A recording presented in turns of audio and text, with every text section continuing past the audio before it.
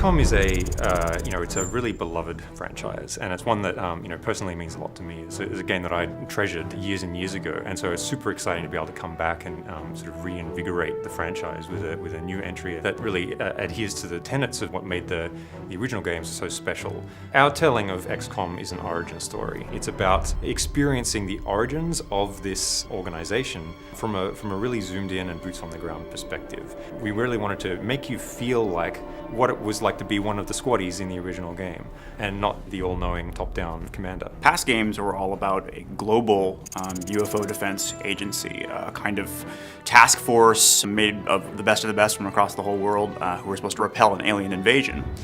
In XCOM, our game, which is its own kind of new origin story that follows its own timeline, XCOM begins as a United States federal task force built out of intelligence officers from the CIA and DIA. Their job is to repel an invasion from within the country. They're being infiltrated and they know it. We've taken a lot of the mythos that had been previously established and sort of reimagined it or re-engineered it, like sort of the very small, humble roots of the organization before it became this globe-spanning, globally funded anti-alien defense force. We wanted the aliens in XCOM to be unique and be compelling and surprising. Portray them not as your archetypical nasty, snarling monster alien, but by sort of looking to a very technology-based aesthetic. One of their primary goals in being here is actually to terraform our world, to transform it into something that's for them. At first, you see small little signs, like small little bits of cancer sort of starting to grow and form and grow in our world. And it seems very kind of jagged and sort of very disruptive, but that's because it's youthful, and our world are very much like oil and water, or kind of like matter and antimatter. They kind of fight each other.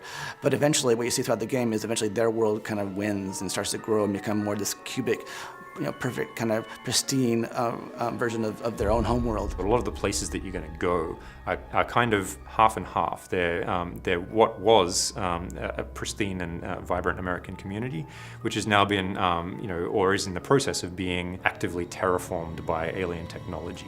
The XCOM of our game is a kind of unconventional organization by the standards of the time. It has an idiosyncratic thinker that put it together, and is specifically looking for people who are compensating for some kind of disadvantage. So you'll find a lot of the core cast are not necessarily what people think of as an invincible G-man. They have a different background, or they come from a politically more sensitive sort of demographic. And over the course of the game, you get to know why that was, why the character who put it together thinks that that's necessary. The base is really the hub of XCOM as an organization. It changes and evolves over the course of the game. It's someplace that you return to after every single mission, and it serves as both a sort of story and social space for you to have conversations with other characters, learn more about the world of XCOM, see how other people are reacting to the war as it progresses, and really immerse yourself in the world of 1962. But it's also your main hub for gameplay. You will obviously manage and recruit agents. Agents are your extensions of your willpower out in the battlefield, your buddies that you use to combat the alien threat.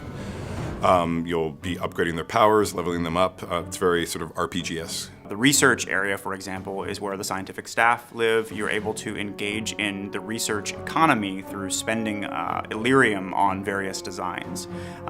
Most of them are based on captured alien technology, and so Dr. Weir helps you understand what the sort of strengths and weaknesses of each of those tools are, and you get to be the one who decides which ones you want to take. Or the map room run by Angela, where you can survey all of the different emergencies that are currently taking place in the US where XCOM might be dispatched. When you go and use the map, it'll be populated with a variety of opportunities, which are the missions that you can go on. Imagine it like an RPG world map, where quests, come and go. There's primary quests and secondary quests. There are backbone missions that drive the plot forward, and there are dozens of other kind of strategic opportunities that pop up. And if you take one, you may lose the other. The country itself will start to change over. You'll see where the outsiders have encroached across the map of America, where you've lost territory, where it's been fighting back. So it has a very sort of dynamic feel of the ebb and flow of the front lines. The primary impact of choosing one mission over another is economical, meaning it affects the core player growth curve.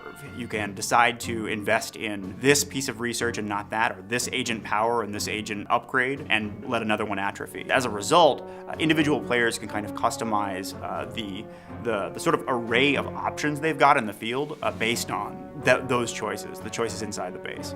There's also like little mini quests in the base. There's sort of like side quests that go on. So you'll interact with the different characters, learn more about their stories. The central characters of the game, you can go and talk to them, and you'll have dialogue options, and you'll be able to basically mine out as much of the story as you want by engaging in these conversations. XCOM is a story about some real people, some people with flaws and conflicts, and they're thrown into this situation against essentially overwhelming enemy that it's difficult to tell if they can even be defeated. And only by assembling the brightest minds, the smartest people that the world has to offer, are you even going to have a hope of defeating this enemy.